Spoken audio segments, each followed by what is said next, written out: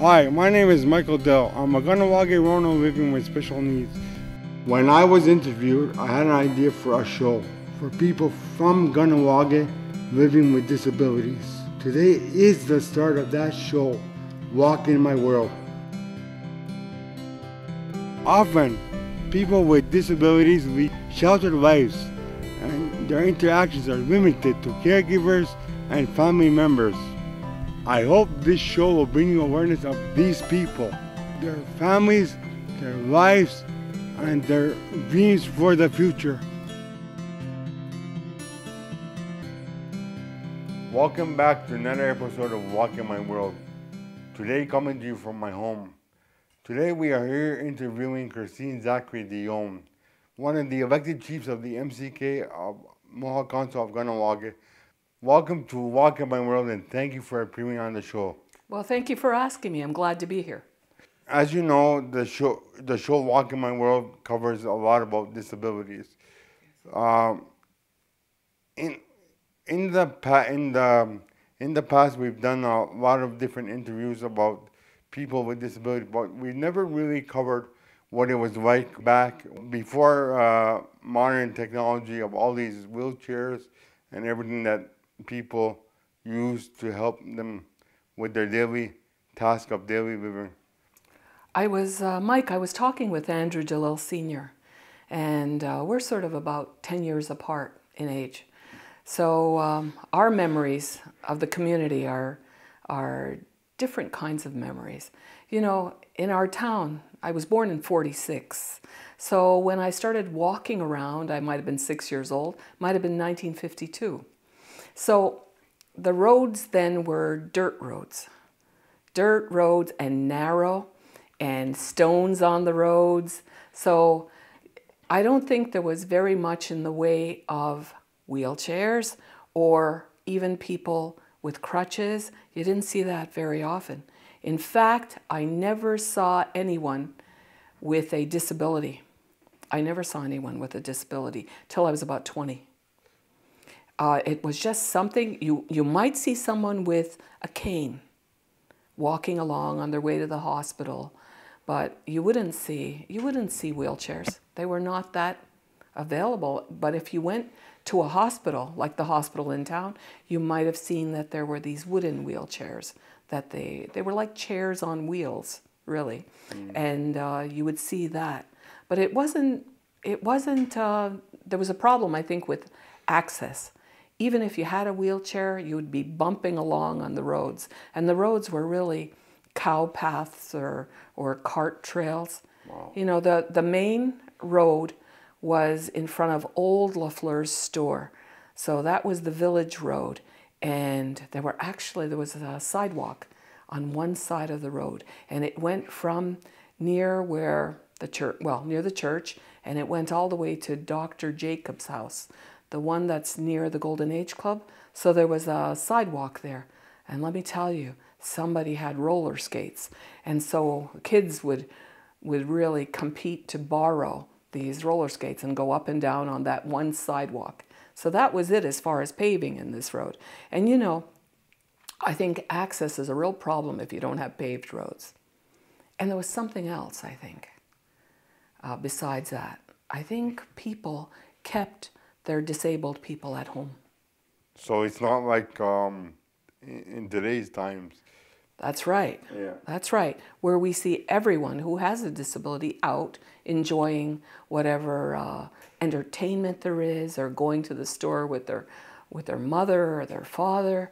You see kids out. You see adults out who may be disabled. And you see all of the buildings with better facilities, you know, to get into the stores, at least some of them. I remember you once did a show and you were talking about access to the buildings. Yeah. I don't know whether you think it's improved any since that last time you did that show, but I noticed it, at least when I go to stores in our town, that they have the ramps and houses. You look around, you see people have ramps on their houses. So I think that maybe there's some improvements. But I'll tell you, in the good old days, that wasn't something that was available. if you were saying that people were kept at home, um, so on the other hand, they weren't going to school then either, right? If they were at home. That's right. So like you would only see them at the hospital if they had a medical problem. That's correct. And in my own family, there was one person, one family that had a young woman, and they had, for a while, placed her in an institution, and then she came home. She came home because the parents were worried that she wouldn't be treated well. But those parents never went anywhere. They were always in the house with their daughter, and people didn't go to visit. They just knew that it was a tough situation for them, and so they stayed home, and no one came to visit. And they didn't go out to say. They didn't go out. They didn't go out to say, I need help. That's right. Can somebody come help me? That's right. Nobody helped. Yeah. And they took on their responsibility right to the end of their child's life. Yeah. And that was a good 25 years, I believe. So, like, today we have, like, home care. There was none of... There were no programs like that, no. No, and people didn't reach out, or services didn't go to ask, what can we do to help you? Yeah. It wasn't like that at all. You know, there's more. I think the times now, and you know, your program has done a lot to expand people's awareness. Yeah. And so you see that there's a lot of different services available now as a result of people saying, we need certain things. Yeah. We need help. We need certain kinds of schools. We need teachers to help us. We need caregivers to assist us. Yeah. If you remember back to step-by-step school, Yeah. that was an amazing accomplishment, I think, that they were able to get all the kids with disabilities and form a support group with the parents and then push for services. I think it's an amazing accomplishment, especially when you look at what that school has developed into. I know you said that there's more services now than there was back then. That's right. Could you talk a bit about what service, in terms of services that we had now that we have now that we didn't have back then? I think first of all, I'd have to start with the high technology stuff. You mentioned it at the very beginning. With the advances in technology, you have access to motorized vehicles. Didn't have that before. There are also now the specially constructed vans where people can actually drive their wheelchair right onto and into their van. There's also buses that can come and pick up people. I see them in the city. I don't think we have them here, but it's a medical transport. It's an access transport for handicapped persons. So I know that those services are available, and those are the high-tech services that weren't around. Yeah. A long time ago as well, people didn't have respite care. You know, if they needed to have a break, a week off, they had someone who could take over their responsibilities. They have that now. They have people coming into their homes to educate or exercise or provide the kinds of service that's needed for the specific person. I think that those are the changes that have occurred. And that's what I see as the services provided. But we can always improve, right? We can always... Oh, definitely. Yeah. Definitely we can always improve. And just from your video show that showed buildings in our town that didn't have very good access, I think there was some improvement. Can always be even better than that. And you know, we got the challenge of the snow. Yeah. In wintertime, you must find it a little more difficult getting around. Yep. Just like I do. I mean, and I'm walking. So I think there's always room for improvement. Yeah, it's always a challenge to get around any time of the year, but particularly in the winter. So maybe that's why people didn't come out as much, or But do you think like people way back then were ashamed of their disabled child, and they didn't want the community to not know but not see? It went two ways. They were frightened, I think, that people would laugh at their child, and they were trying to protect that child from this. Yeah. And the other thing is that maybe shame had a little bit of play in that. But I do think that there were many reasons why they stayed home. And sometimes I think that it's also very difficult, even when you have a motorized wheelchair, to go out. I think it's still difficult. I know things have improved, but I still think it's difficult.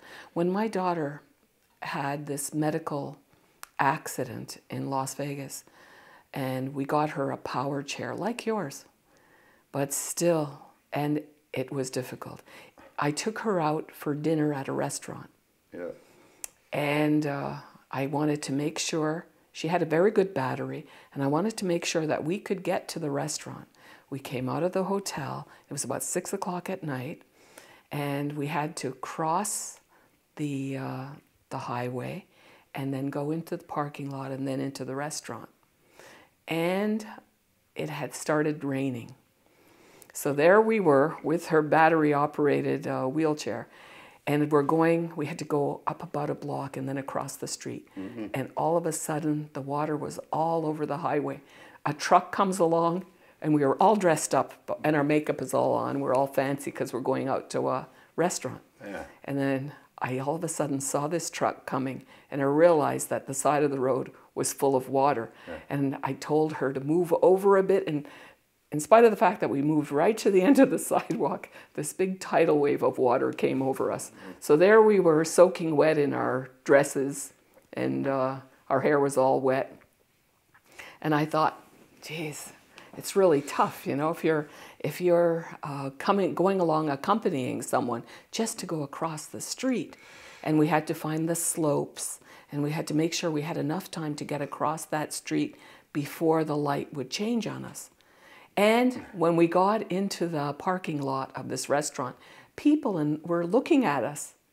They had seen the whole thing. They had seen us get splashed. Yeah. But I thought, you know, I would think they have more to say to each other while they're having dinner instead of looking at us. So it was a little bit, it made you feel a little bit embarrassed, shy.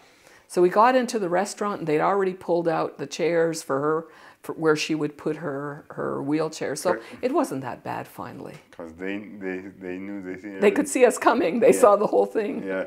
But I thought then, and that's what my daughter kept saying. She says, "Ma, it's so hard when you're in a wheelchair." She says, "What a difference it makes.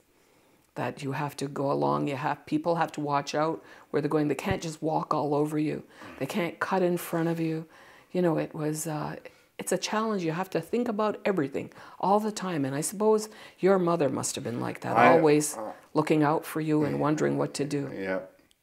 I always make a joke with people, you know, because people often ask me, what's it like to be in a wheelchair every day? Because they see me racing around, this and that. And I say, you know, this is a joke.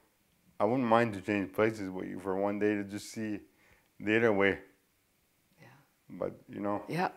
We didn't know. Yeah. We didn't know what it was like until it happened. And all of a sudden, we had to face that. And you have to adapt. Yeah. Do you ever? So I would open the door, and then she'd make her three-way turn out of the hotel room, get through the hotel door, get into the hallway, and hope that nobody was coming. You know, you had to be the traffic cop, clear the way for people coming towards you. It was a challenge. And then I decided to try her chair. And so there was this patio door in the hotel room.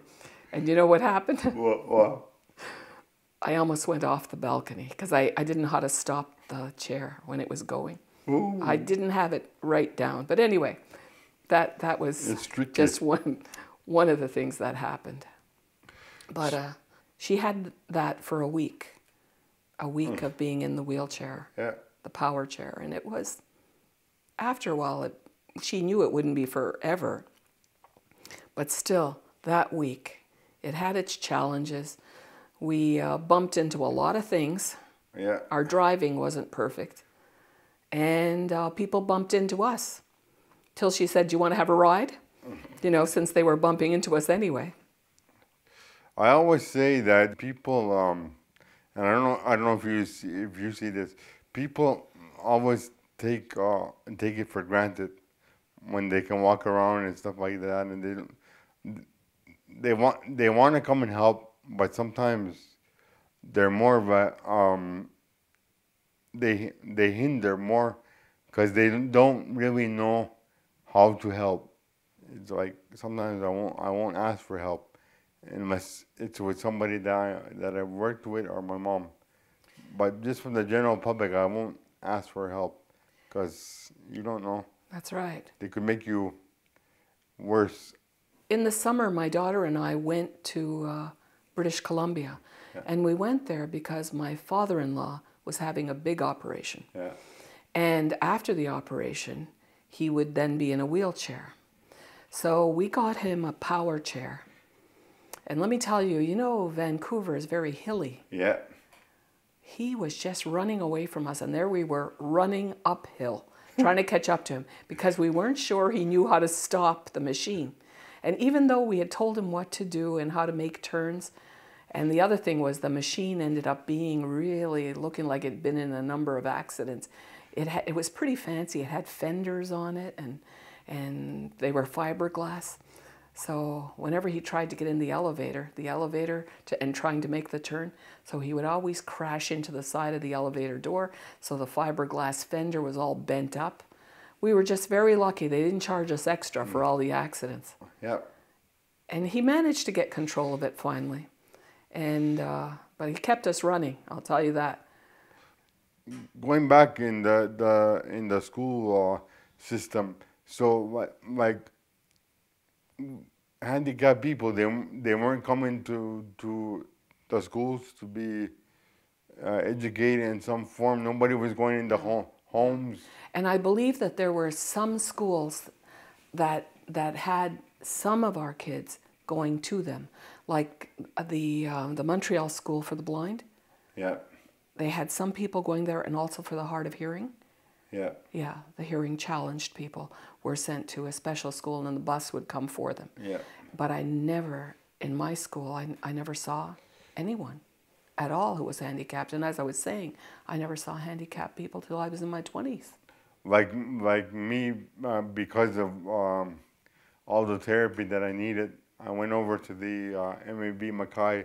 The Mackay Center, that's Yeah, the one. on the carry. Yes. And I stayed there till I was 18, you know. Yes, I wasn't part of my community schooling, but they didn't have the services at the time, and you had to go where the services were.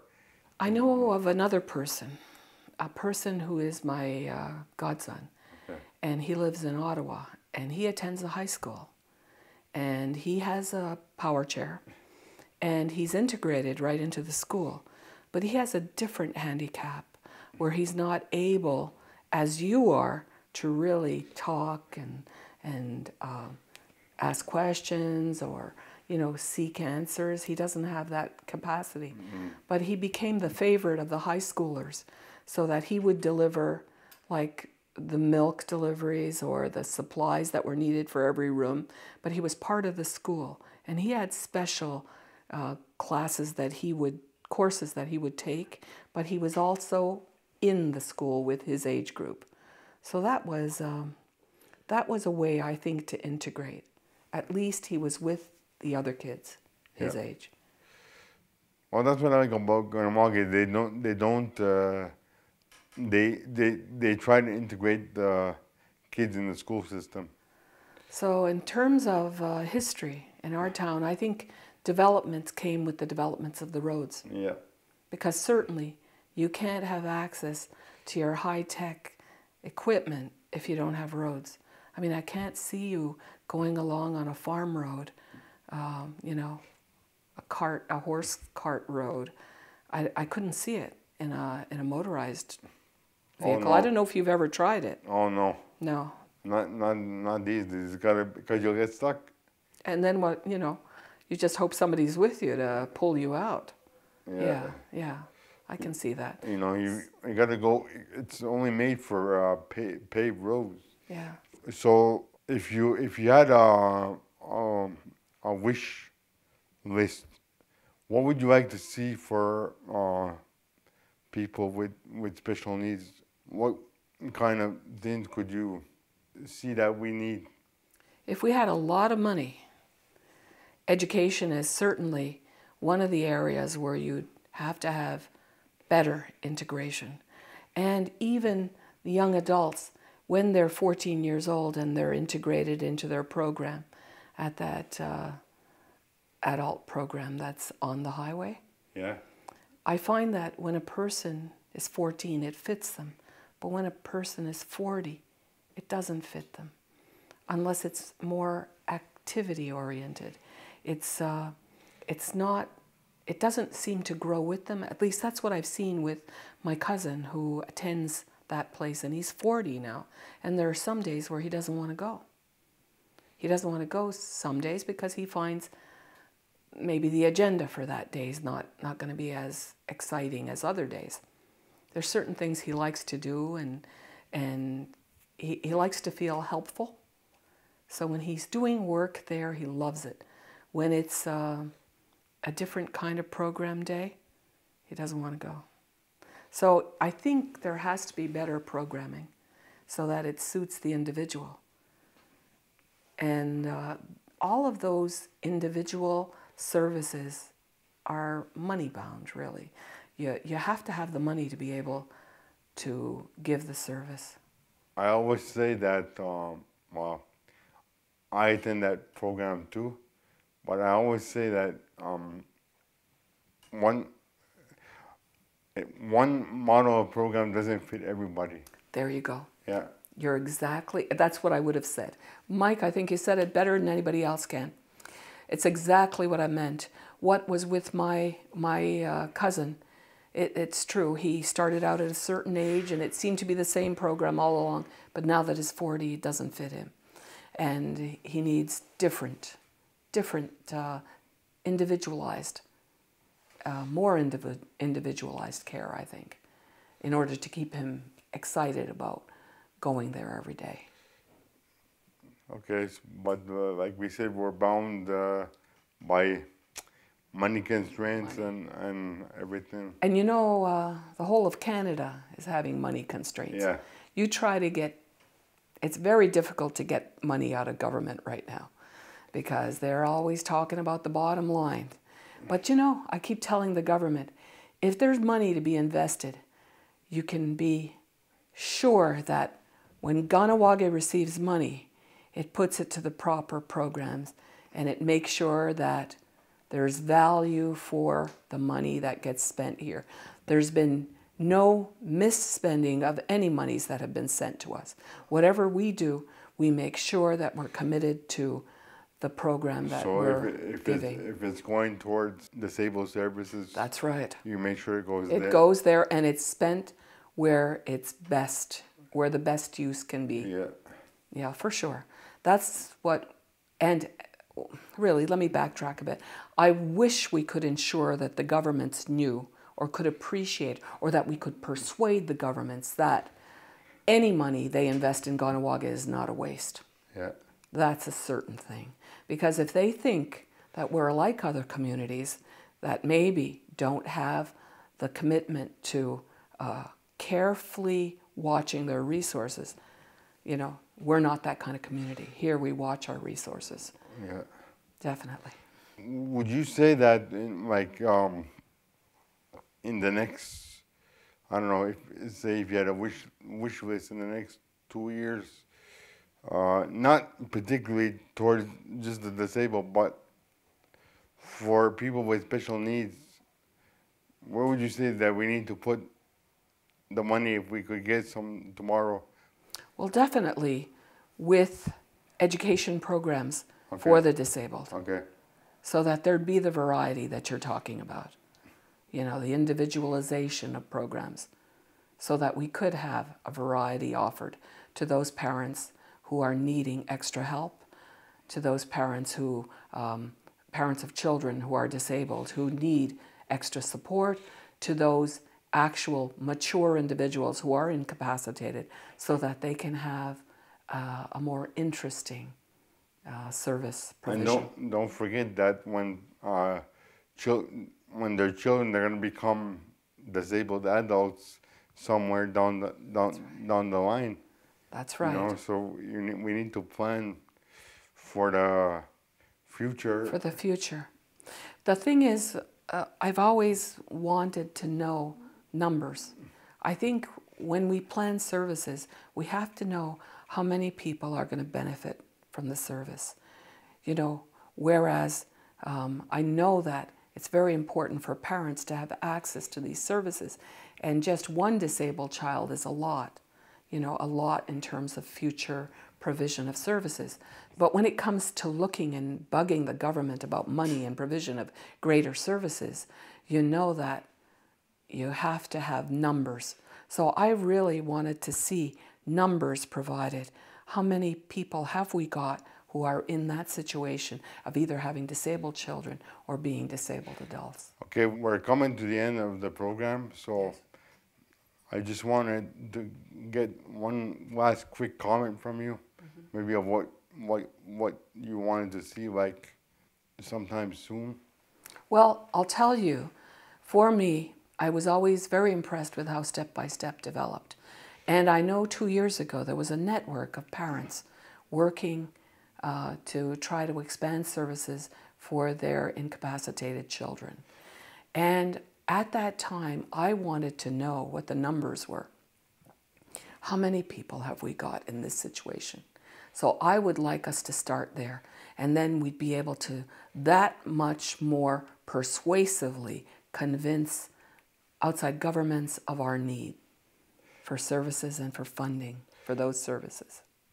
Okay, so I want to thank you for coming here today and shedding a little light on this very expanding topic. Thank you for asking me. It was a pleasure. We've come to the end of another episode of Walking My World. If you have any comments or questions, you can email me at mike.dell@paulcom.ca. Ona. More than 14% of all Canadians have a disability. For Aboriginal First Nations people in Canada, there are 33% of people living with disabilities. People living with disabilities are subject to exclusion, poverty, and isolation. There are higher rates of depression, suicide, violence, and abuse for people with disabilities. We know that for Aboriginal people with disabilities in Canada, all of these rates and percentages are even higher. Statistics according to Independent Living Canada.